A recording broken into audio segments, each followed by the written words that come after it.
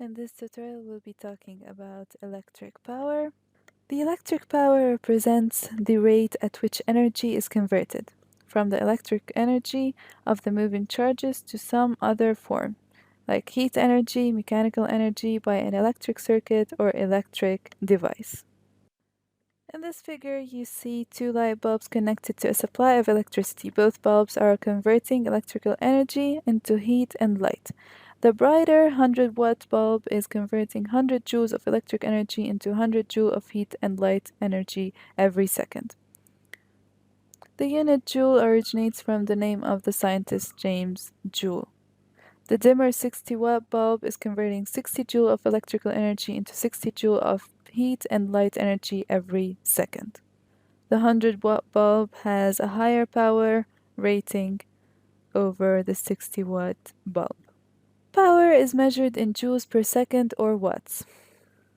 Symbol is W. The power of an appliance is related to the voltage V across it and the current I flowing through it. The equation of power P in watts is equal to current I in ampere times voltage V in volts.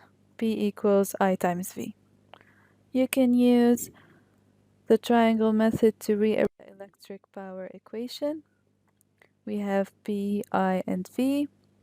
If we want the equation of P, it is equal to I times V, as we said. The equation of I is equal to P over V. Then we have the equation of V that is equal to P over I. So these are the equations of the electric power.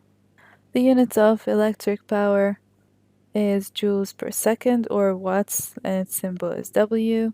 You have megawatts, kilowatts, watts, milliwatts, and microwatts. Converting from a larger unit to a smaller unit, you multiply by 10 to the power 3, and from a smaller unit to a larger unit, you divide by 10 to the power 3.